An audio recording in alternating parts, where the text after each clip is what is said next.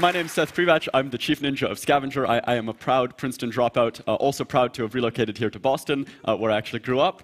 And yeah, Boston. Easy wins. I should just go and name the counties that we've got around here. So I'm also fairly determined to try and build a game layer on top of the world. And this is sort of a new concept, and it's really important, because while the last decade was the decade of social, and the decade of where the framework in which we connect with other people was built, this next decade will be the decade where the game framework is built, where the motivations that we use to actually influence behavior, and the framework in which that is constructed is decided upon, and that's really important. And so I say that I want to build a game layer on top of the world, but that's not quite true, because it's already under construction, it's already happening, and it looks like this right now. It looks like the web did back in 1997, right? It's not very good. It's cluttered. It's filled with lots of different things that, in short, aren't that fun. There are credit card schemes and airline mile programs and coupon cards and all these loyalty schemes that actually do use game dynamics and actually are building the game layer. They just suck. They're not very well designed, right? So that's unfortunate. But luckily, as my favorite action hero, Bob the Builder, says, we can do better. We can build this better. And the tools, the resources that we use to build a game layer are game dynamics themselves. And so sort of the crux of this presentation is going to go through 4 really important game dynamics, really interesting things that if you use consciously, you can use to influence behavior, both for good, for bad, for in between, hopefully for good, but this is the sort of the important stages in which that framework will get built, and so we want to all be thinking about it consciously now. Just before we jump into that, there's sort of a question of why is this important? I'm sort of making this claim that there is a game layer on top of the world and that it's very important that we build it properly. The reason that it's so important is that the last decade, what we've seen has been building the social layer, has been this framework for connections. And construction on that layer is over. It's finished. There's still a lot to explore. There's still a lot of people who are trying to figure out social and how do we leverage this and how do we use this. But the framework itself is done. And it's called Facebook. And that's okay, right? A lot of people are very happy with Facebook. I like it quite a lot. They've created this thing called the Open Graph, and they own all of our connections. They own 500 million people. And so when you want to build on the social layer, the framework has been decided. It is the Open Graph API. And if you're happy with that, fantastic. If you're not, too bad. There's nothing you can do. But this next decade, and that's a real thing. I mean, we want to build frameworks in a way that makes it acceptable and makes it productive down the road. So the social layer is all about these connections.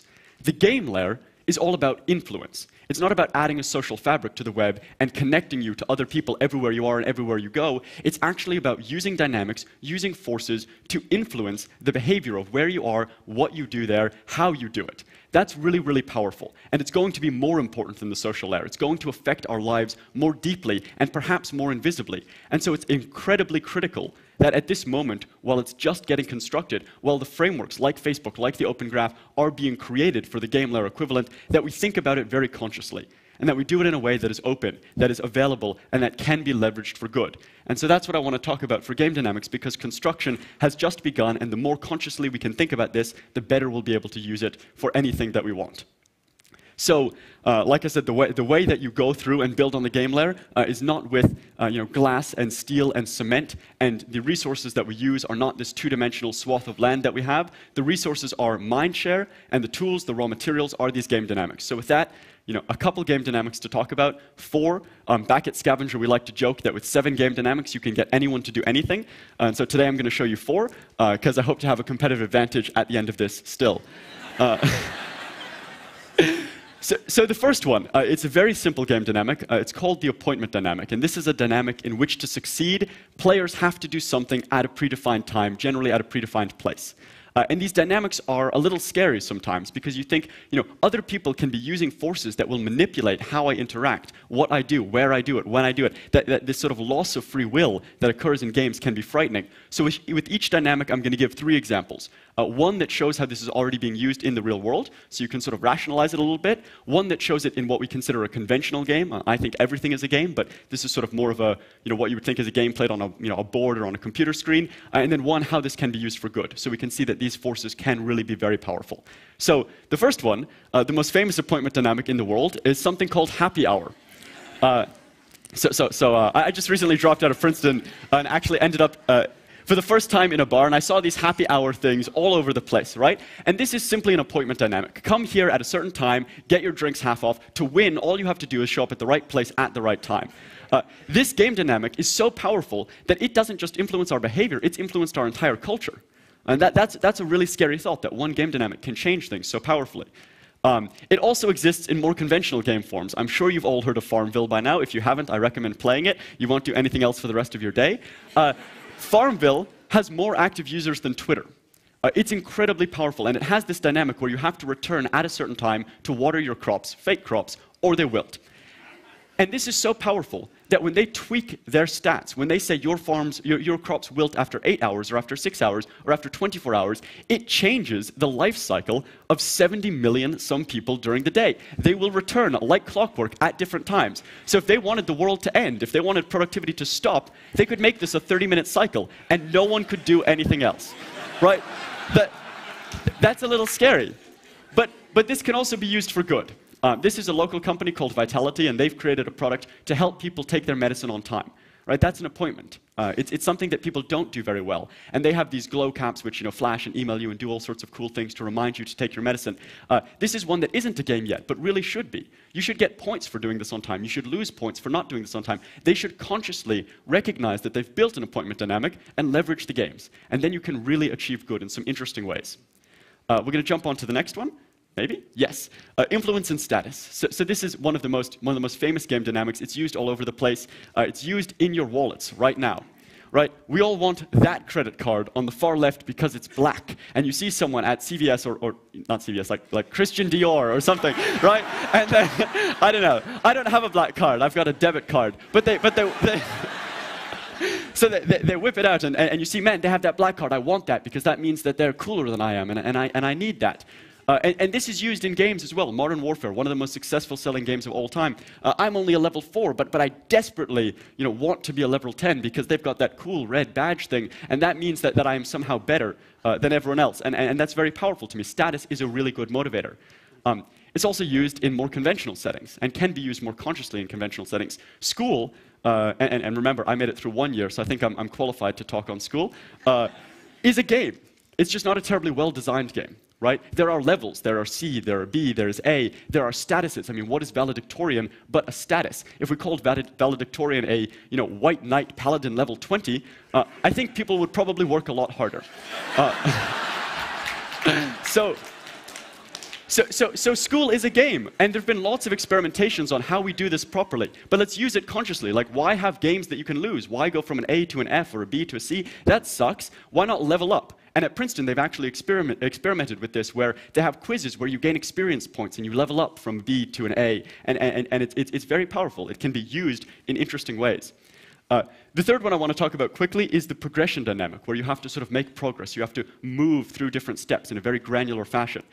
This is used all over the place, including LinkedIn, where I am an unwhole individual. I am only 85% complete on LinkedIn, and that bothers me. And this is so deep-seated in our psyche that when we're presented with a progress bar and presented with easy, granular steps to take to try and complete that progress bar, we will do it. We will find a way to move that blue line all the way to the right edge of the screen. This is used in conventional games as well. I mean, you see, this is a paladin level 10, and that's a paladin level 20. And if you were going to fight, orcs on the fields of Mordor against the Ra's al Ghul, you'd probably want to be the bigger one, right? I would. And so people work very hard to level up. World of Warcraft is one of the most successful games of all time. The average player spends something like six and a half hours a day on it. They're most dedicated players. It's like a full-time job. It's insane. And they have these systems where you can level up. And that's a very powerful thing. Progression is powerful. It can also be used in very compelling ways for good. One of the things that we work on at Scavenger is how do you use games to drive traffic and drive business to local businesses, to sort of something that is very key to the economy. And here we have a game that people play, they go places, they do challenges, they earn points, and we've introduced a progression dynamic into it, where by going to the same place over and over, by doing challenges, by engaging with the business, you move a green bar from the left edge of the screen to the right edge of the screen, and you eventually unlock rewards. And this is powerful enough that we can see that it hooks people into these dynamics, pulls them back to the same local businesses, creates huge loyalty, creates engagement, and is able to drive meaningful revenue and fun and engagement to businesses. These progression dynamics are powerful and can be used in the real world. The final one I want to talk about, and it's a great one to end on, is this concept of communal discovery, a dynamic in which everyone has to work together to achieve something. And communal discovery is powerful because it leverages the network that is society to solve problems. This is used in some sort of famous consumer web stories like Digg, which I'm sure you've all heard of. Digg is a communal dynamic to try and find and source the best news, the most interesting stories. And they made this into a game initially. They had a leaderboard where if you recommended the best stories, you would get points.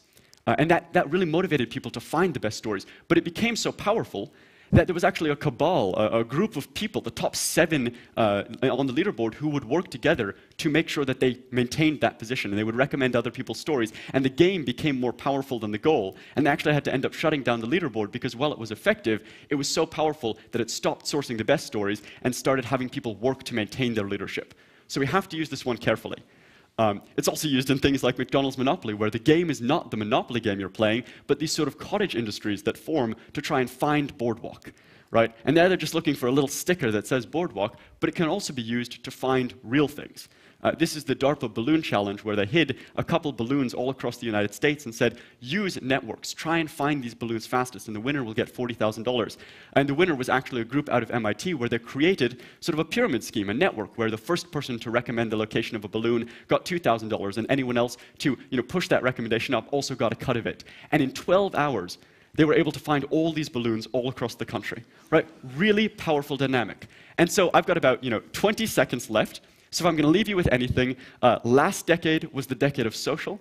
This next decade is the decade of games. We use game dynamics to build on it. We build with mindshare. We can influence behavior. It is very powerful. It is very exciting. Let's all build it together. Let's do it well and have fun playing.